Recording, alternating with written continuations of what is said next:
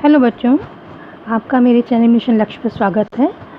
और आज हम लोग वेस्टर्न थिंकर जो हैं मैरी वॉलस्टोनक्राफ्ट के बारे में जानेंगे। इसके पहले के टॉपिक जो हैं वो बच्चों मैंने कवर कर दिए हैं, आप मेरे चैनल पर जाके देख सकते हैं। और आप लोग क्योंकि आप लोगों के जो नेट के पेपर हैं वो अब दिसंबर में भी होंगे, तो आप लोगों की तैयारी कैसी चल रही है। आप लोग डेली जो वीडियो है उनको देखिए। और इसके आगे के टॉपिक जो है वो कवर है। यूनिट 1 जो है हम लोगों की कंप्लीट होने वाली है। अब इसके आगे हम यूनिट 2 लगातार करते रहेंगे। तो आज का जो टॉपिक है वो बच्चों है, ये वेस्टर्न थिंकर हैं मैरी वॉलस्टोनक्राफ्ट जो हैं। इनका जो जन्म हुआ था वो 27 अप्रैल 27 अप्रैल को यानी 27 अप्रैल को 1759 को लंदन में हुआ था इनका जन्म। और मैरी वॉलस्टोनक्राफ्ट जो थी ये एक अंग्रेज़ी लेखक थी, एक राइटर थी और एक आधुनिक नारीवादी मॉडर्न फेमिनिज्म की ये बहुत ज़्यादा समर्थक थी। और दार्शनिक एवं महिलाओं की शिक्षा से संबंधित अधिकारों की ये बहुत समर्थक थे। उन्होंने महिलाओं के अधिकारों के क्षेत्र में बहुत कार्य किया है। उनके अधिकारों के लिए, उनके समाज में उनकी क्या पोजीशन होनी चाहिए, उसके बारे में उन्होंने बहुत काम किया उस क्षेत्र में। तो पहले इनकी बुकों को देखते हैं, क्योंकि बुकों से रिलेटेड जो क्वेश्चन है वो नेट में आते हैं ज़रूर, इसलिए आपको देखना ज़रूरी है। और इनकी जो सबसे इम्पॉर्टेंट बुक है वो है विंडिकेशन राइट ऑफ मैन, एक ये बुक है।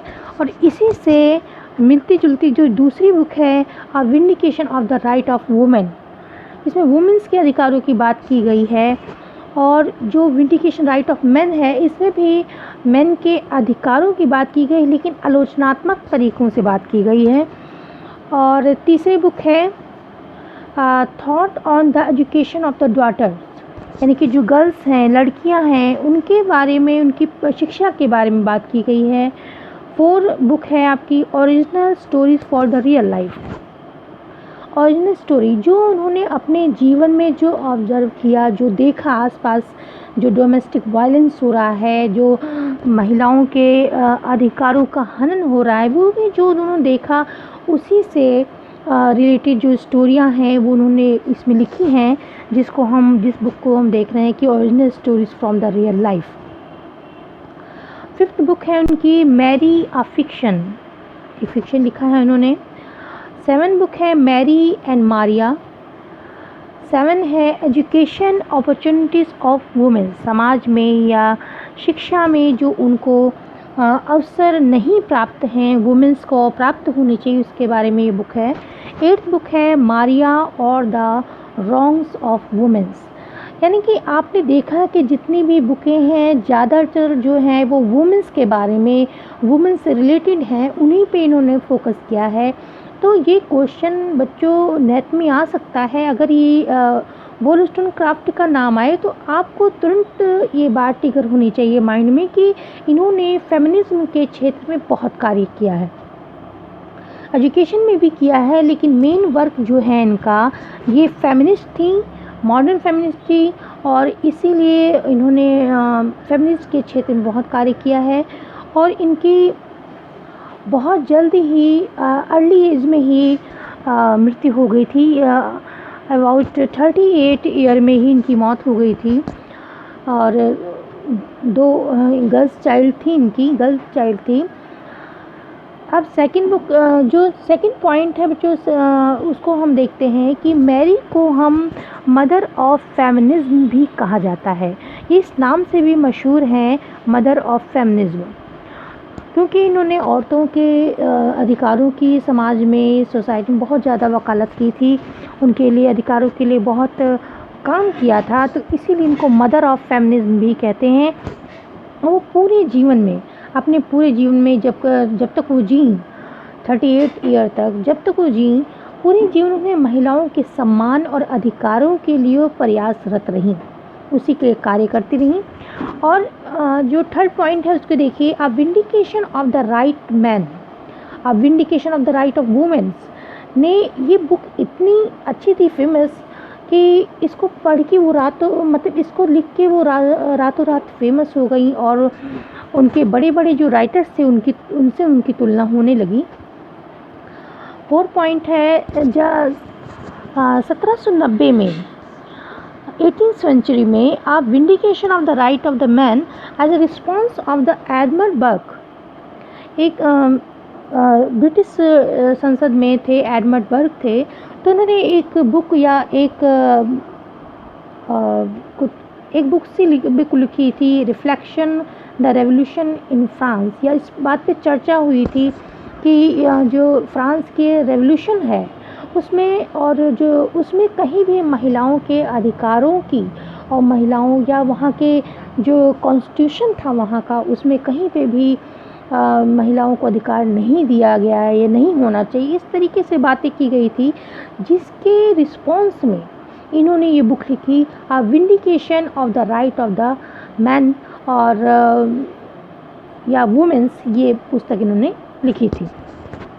5th पॉइंट है आपका कि मैरी वोllstonecraft ने रिपब्लिकवाद यानी जो डेमोक्रेसी है या की वकालत की और रिपब्लिक यानी कि स्वतंत्रता एक तरह से उसकी वकालत की है कि और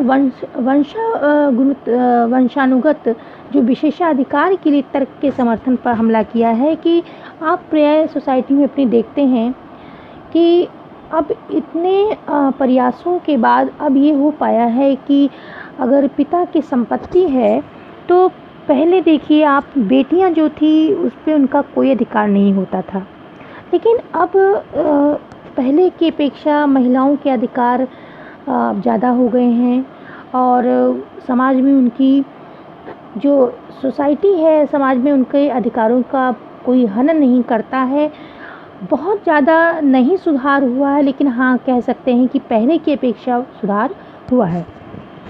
तो उस समय की बात है, सोचिए कि 18th सेंचुरी में उन्होंने, उनके विचार जो थे वो इतने मॉडर्न थे, उन्होंने महिलाओं के अधिकारों के बारे में सोचा। ये उस समय की बात है जब वहाँ के जो व्यक्ति थे या कह सकते पुरुष जो थे, वो केवल इस बात को मानते थे कि जो औरतें हैं या महिलाएं हैं उनको केवल घर की या जो डोमेस्टिक स्किल हैं वही सिखाना चाहिए, और क्योंकि और उनको मतलब शिक्षा का अधिकार या ज़्यादा उनको शिक्षा नहीं देनी चाहिए, इस तरीके से बात करते थे। केवल उनको घरेलू काम सिखाइए, क्योंकि वो तो केवल जो पति हैं और या समाज के जो पुरुष हैं उनकी आज्ञा मानने के लिए, रिस्पेक्ट करने के लिए, सेवा करने के लिए ही उनका जो जन्म हुआ है। इस तरीके से उनके जो पुरुष थे उस टाइम के, उनके थॉट थी। तो वो लोग इस बात को नहीं मानते थे कि जो महिलाएं हैं उनको भी शिक्षा दी जाए। तो इस सिचुएशन में ऐसी बातों से जो मैरी वोllstonecraft थी, बहुत मतलब उनको ख़राब लगता था और वो इसीलिए उन्होंने महिलाओं के अधिकारों के लिए कार्य किया। तो वो कहती थी कि जो महिलाएं हैं जो पुरुषों के समान ही उनके अंदर सोल है और ईश्वर ने उनको समान ही बनाया है, लेकिन जब उनको शिक्षा नहीं दी जाती है, जब शिक्षा नहीं दी जाती तो जो उनकी बुद्धि है वो इतना बुद्धि का विकास नहीं होता, वो संसार या समाज के सारे क्षेत्रों में सोच नहीं पाती, उनकी तर्क बुद्धि है उसका भी विकास नहीं हो पाता, उनका जो शिक्षा का दायरा है, उनका सोचने का दायरा है वो केवल घर तक ही सीमित रहता है, उसके बाहर वो सोच ही नहीं पाती। इसीलिए उनको शिक्षा जब नहीं दी जाती तो उनका बौद्धिक विकास नहीं हो पाता। इस बारे में मैरी कहती हैं, तो इसलिए उन्होंने तर्क दिया है कि महिलाओं को शिक्षा नहीं दी जाती तो उनका बौद्धिक विकास नहीं हो पाता, इसलिए महिलाओं की शिक्षा पर उन्होंने बल दिया। और सह शिक्षा, को एजुकेशन, यानी कि उन्होंने कहा कि जैसे पुरुष हैं वैसे महिलाएं हैं, तो जैसे गर्ल्स हैं और बॉयज़ हैं दोनों को साथ साथ इक्वलिटी, शिक्षा की इक्वलिटी होनी चाहिए, दोनों को एजुकेशन साथ में पढ़ सकते हैं और बराबर अधिकार हैं, समाज में भी हर क्षेत्र में इनको बराबर अधिकार मिलना चाहिए। तो को एजुकेशन या सह शिक्षा पर भी उन्होंने बल दिया। 8 पॉइंट है, उन्होंने पुरुषों के समान महिलाओं को संसदीय प्रतिनिधित्व के अधिकार का भी आह्वान किया। उन्होंने कहा जैसे पुरुष हैं वो चुन के संसद में आते हैं, मंत्री बनते हैं और जो राष्ट्र की इकोनॉमी है या राष्ट्र की राजनीति है उसमें वो भाग लेते हैं, उसी तरीके से महिलाओं को शिक्षित करना है, क्योंकि महिलाओं के भी अंदर वही सब कुछ बौद्धिकता है जो एक पुरुष के अंदर है। जब उनको शिक्षा दे दी जाएगी तो उनका बौद्धिक विकास पुरुषों के बराबर उससे ज़्यादा भी हो सकता है। तो उन्होंने इसलिए कहा कि महिलाओं को राजनीति में संसदीय प्रतिनिधित्व के अधिकार का भी आह्वान उन्होंने किया कि महिलाओं को हर क्षेत्र में अधिकार मिलने चाहिए।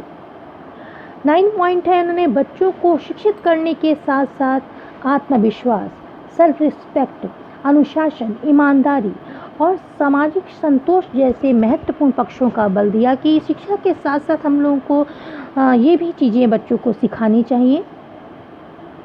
10 पॉइंट है, वो कहती हैं यदि लड़कियां शिक्षित होंगी तो एक अच्छी माताएं होंगी, पत्नियां होंगी और राष्ट्र के विकास में सकारात्मक योगदान देंगी। क्यों? क्योंकि एक लड़की जो है वो एक माँ है, एक बेटी है और वो आगे चल के एक परिवार को, बच्चों को पढ़ाती है और एक परिवार को अगर वो शिक्षित है तो उस पूरे परिवार को शिक्षित कर सकती है, सिखा सकती है। तो उसी तरीके से और जो राष्ट्र है, एक पूरे राष्ट्र में एक जो महिला और पुरुष जो हैं वो बराबर के भागीदार हैं उसको आगे बढ़ाने में।